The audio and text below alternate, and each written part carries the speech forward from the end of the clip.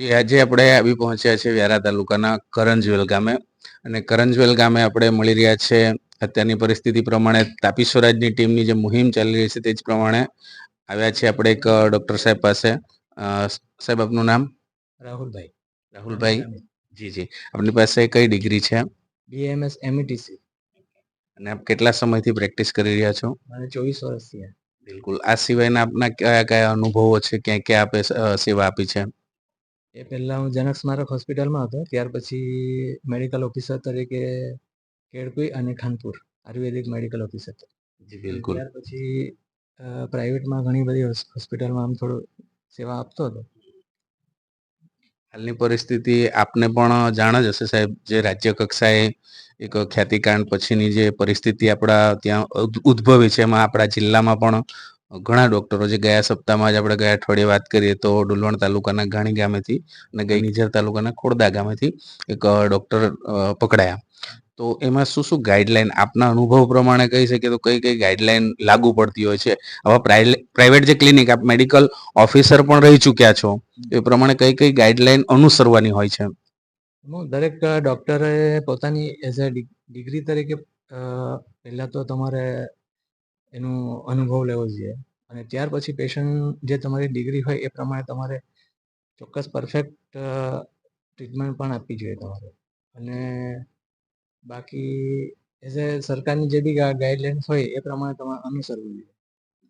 જી બિલકુલ. જેવું કે સૌપ્રથમ તો ગુજરાત પ્રેક્ટિશનર જે હોય, ગુજરાત એક્ટમાં જે પણ એના જે નિયમ હોય એ પ્રમાણે તમારે ટ્રીટમેન્ટ કરવી જોઈએ.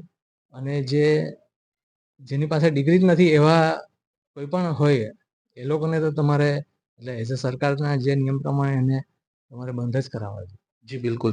હવે એ જે મુખ્ય મુખ્ય નિયમો કયા છે? આપ તો મેડિકલ ઓફિસર રહી ચૂક્યા છો, તો આપના ધ્યાન અને ઘણો બહોળો અનુભવ પણ છે આપની પાસે, તો મુખ્ય અત્યારે હાલના તબક્કા પ્રમાણે કયા કયા મુખ્ય નિયમો લાગુ પડતા હોય છે? જેવા કે BHMS હોય, DHMS હોય, BAMS હોય, એ જે ડોક્ટરો હોય છે એમના ક્લિનિકમાં શું શું જરૂરિયાતી ખાસ આપણને જરૂર પડે એવા કયા નિયમો લાગુ પડતા હોય? એમાં એમણે એક તો પહેલાં તો એમને પ્રેક્ટિસ ઉપરાંત એનો અનુભવ વધારે લેવો જોઈએ કોઈ પણ એઝ એ ડૉક્ટર તરીકે. અને જે પણ ગાઈડલાઇન્સ છે એ પ્રમાણે તમારે અનુસરવું જોઈએ.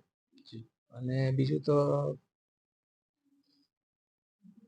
ઘણી જગ્યાએ સાહેબ જોયું છે કે બાયોમેડિકલ વેસ્ટ છે ખુલ્લામાં સળગાવી દેવામાં આવે છે, કેટલું યોગ્ય? એ યોગ્ય નથી, એ નહીં સળગાવવું. અને એના માટે સરકારે બધા આપણને પ્રાવધાન આપેલા જ છે, તો પછી એનું અનુસરવું જ જોઈએ. અચ્છા, બીજું જે કહેવાય છે કે ઘણા એવા જોયા છે કે જે ભાઈ એલોપેથીનો ઉપયોગ કરે છે પ્રેક્ટિસમાં, એ પણ ગેરકાયદેસર ગણાય? બરાબર, ગણી શકાય એને.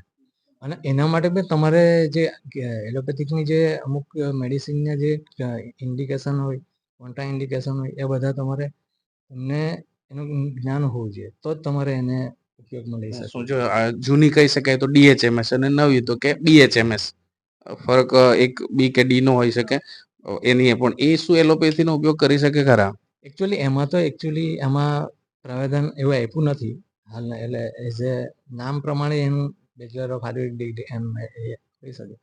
પરંતુ એના માટે તમે બીજા પણ એવા કોર્સ હોઈ શકે કે એ તમે કોર્સ કરો તો તમે એલોપેથીનું સામાન્ય જ્ઞાન તમે મેળવી શકો અને એના દ્વારા તમે કંઈ ટ્રીટમેન્ટ કરી શકો. બાકી તો તમારે જે પથી હોય એટલે એઝ એ તમારે કોર્સ કર્યો હોય એ પ્રમાણે તમારે એની ટ્રીટમેન્ટ આપવી જોઈએ. જિલ્લાના એક અનુભવી ડોક્ટર તરીકે, એક મેડિકલ ઓફિસર તરીકે આપણા જિલ્લાના બીજા બધા જે ક્લિનિક ચલાવનારા ડોક્ટરો છે એમને શું સંદેશ આપશો આપ? એમને સંદેશ આપું કે તમારે એક તો પોતાની પથી પ્રમાણે ટ્રીટમેન્ટ કરવી જોઈએ અને દરેક રોગો વિશે તમારે પૂરેપૂરી જાણકારી હોય તો જ તમારે ટ્રીટમેન્ટ કરવી જોઈએ. અને જે બાયોમેડિકલ વેસ્ટ છે અને બાકીના જે બીજા કંઈક એવા એટલે અત્યારે તો શું પેલા ફાયર સેફ્ટીના પણ, એટલે જે બી સરકાર માન્ય કરે છે એ બધા નિયમને તમારે અનુસરવું જોઈએ. અને બીજા તમારે ધ્યાને હોય તો એમને પણ તમારે એને અનુસરો એ રીતના તમારે ધ્યાન આપવું જોઈએ. અને જે ગામની અંદર કોઈ બી બોગસ ડૉક્ટરો કે કોઈ બી એવા હોય એમને તમારે સચેત કરવા જોઈએ. ઘણા કેસમાં સાહેબ જોયું છે કે કેસ બગાડી નાખ્યા છે અને લોકોએ જીવ ગુમાવ્યાના પણ અમે દાખલા ગામડાઓમાં ફરીને ખૂબ રિસર્ચ કર્યું છે આની પાછળ. તો કે જે સાજા થઈ જવા વાળા દર્દી છે એકદમ લાસ્ટ સ્ટેજ સુધી પહોંચી જાય પછી એને વ્યારાની જગ્યાએ ક્યાંક બારડોલી રિફર કરી દેવામાં અને ત્યાં જઈને મૃત્યુ પામે એવું પણ અમે સાંભળ્યું છે. તો આ બેદરકારીના કારણે લોકોના જીવ પણ જાય છે એવું પણ અમે જોયું છે. તો એ કેટલું યોગ્ય? એમાં શું કે દરેક હોસ્પિટલમાં એ પ્રમાણે સુવિધા હોવી જોઈએ, એ પ્રમાણેના ડૉક્ટર હોવા જોઈએ. એ ડૉક્ટર ના મળે તો તે વખતે આવી કન્ડિશન બની શકતી હોય. એટલે એના માટે આપણા જે જિલ્લાની અંદર બધી હોસ્પિટલો છે એમાં એવી ફેસિલિટી પણ થોડીક હવે અવેલેબલ કરવી જોઈએ સરકારે. જ્યાં આપણે તાપી જિલ્લો બન્યો છે એ પ્રમાણે એમાં પણ બધી સુવિધા થાય તો દર્દીઓ આગળ જવું ના પડે. અને અત્યારે બધી પ્રાઇવેટોમાં છે અત્યારે ફીનું ધોરણ વધી ગયું છે. એટલે જે ગરીબ દર્દીઓ છે એ સરકારી હોસ્પિટલ સિવાય એમને કોઈ ચારો નહીં. પણ સરકારી હોસ્પિટલમાં પણ થોડા અમુક સ્પેશિયાલિસ્ટ ડૉક્ટરોની નિમણૂક થાય આ બધી સમસ્યાથી આપણે બચી શકાય. આજે 2 जगह आप प्रैक्टिस हाल कर ही रिया छो। जी। और आपका नाम? डॉक्टर अनिल मोरे। कितने साल से आप प्रैक्टिस कर रहे हैं? मुझे 8 से 9 साल हो गए। ओके, और कौन सी डिग्री है आपके पास? बीएमएस।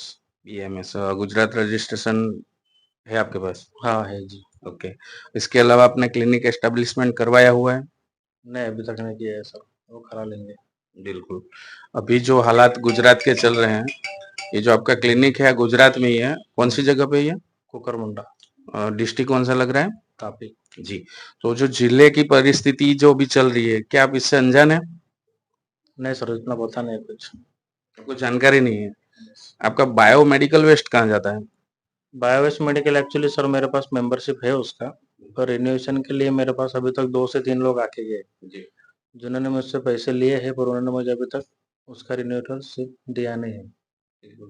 बीएमएस की आपके पास डिग्री है, आप पूरा एक अस्पताल चला रहे हैं जिसमें बहुत सारे बेड भी है, एलोपैथी, आप दवाई भी दे रहे हैं, सिरिंज भी दे रहे हैं, तो ये अलाउ है बीएमएस की डिग्री में? अभी तक तो अलाउ है ना सर हमें। आपको अलाउ है? अलाउ है, इसके लिए मतलब कर रहे हैं सर। जी, सीडीएचओ सर से हम जब मिले हैं डिस्ट्रिक्ट में तो उन्होंने बताया कि बीएचएमएस, डीएचएमएस या बीएएमएस जो आप बता रहे हैं आपकी डिग्री, ये नहीं लगा सकते, बॉटल नहीं लगा सकते, इंजेक्शन भी नहीं दे सकते। अगर एमबीबीएस डॉक्टर है वही ये सब ट्रीटमेंट कर सकता है और वही ये प्रैक्टिस कर सकता है। तो आप बता रहे हैं कि बीएएमएस कर सकता है? अगर वहां से ऊपर से हमें अगर ऐसा कुछ गाइडलाइन आता है कि आप नहीं कर सकते हो तो ये आज की नहीं है सर, बहुत पुरानी गाइडलाइन है। बीएमएस पर्सनली एलोपैथी प्रैक्टिस कर ही नहीं सकता। पर्सनली अगर हमें कोई आके बता के जाए कि ऐसा आप नहीं कर सकते तो हम उस पर मतलब आप इतने साल से 8-9 साल से यहाँ चला रहे हैं और आपको जो मिला सर्टिफिकेट जो आपने पढ़ाई की है, तो क्या उसमें ये बताया गया एलोपैथी आप कर सकते हैं? जी सर कर सकते हो। एक्चुअली मैं भी यहाँ से महाराष्ट्र में रहता हूँ, पर महाराष्ट्र में भी अलाउ है सर, गुजरात में भी अलाउ है। और एक्चुअली तो ये जो आप बता रहे हैं कि भाई एलोपैथी अलाउ है, आपके जो टीएचओ है यहाँ के कुकरमुंडा के, उनको ये जानकारी है? इतना बड़ा अस्पताल आप चला रहे हैं तो टीएचओ को पता है ये? जी सर 1-2 बार तो आके गए तो मतलब लास्ट टाइम जब चेकिंग हुआ था ना हमारा तो तब देखा था हॉस्पिटल मेरा। कब हुआ था ये चेकअप? लगभग 6 से 8 महीने पहले हुआ था। तब ये चीजें गुजरात में नहीं चल रही थी। अभी जो नए नियम आ चुके हैं उसमें गृह मंत्री सर ने बताया है, हमारे जो आरोग्य मिनिस्टर है, मेडिकल से जुड़े हुए जो भी मिनिस्टर है उन्होंने भी यही बताया है कि भाई एलोपैथी, बीएमएस, डीएचएमएस ये नहीं कर सकते हैं। तो आप बिंदास चला रहे हैं और इतना बड़ा अस्पताल चला है। पहली बार हमने बीएमएस डॉक्टर का इतना बड़ा अस्पताल हमारी चैनल ने भी देखा है, क्योंकि पूरा तापी डिस्ट्रिक्ट हमने विजिट किया है। इसके बारे में आप क्या कहेंगे? देखिए सर एक्चुअली इतने जो बड़े बेड अभी जो आप बेड देख रहे हो ये मैंने कोविड के टाइम पे सिर्फ पेशेंट को जरूरत थी इसके लिए लाए थे। ऐसा नहीं है कि मतलब मुझे अस्पताल चलाना है इसके लिए लाया हो। कोविड के टाइम पे पेशेंट को जरूरत थी इसके लिए मैंने ये बेड यहाँ पे रखा था ज्यादा। बाहर सर पूरा आपका सेटअप है जहां बाहर लिखा हुआ है। क्लिनिक और अस्पताल में थोड़ा डिफरेंट होता है। कोई डॉक्टर होता है बीएमएस तो लिखता है क्लिनिक, आपने क्लियरली वहां पर लिखा है हॉस्पिटल। एक्चुअली जब ये बायोवेस्टल आया था ना मेरे पास तब उन्होंने मुझे बोला था कि सर आप क्लिनिक लिखने के बजाय हॉस्पिटल लिखो, ऐसा वो बेटर रहेगा। क्या नाम है आपके हॉस्पिटल का? Home hospital.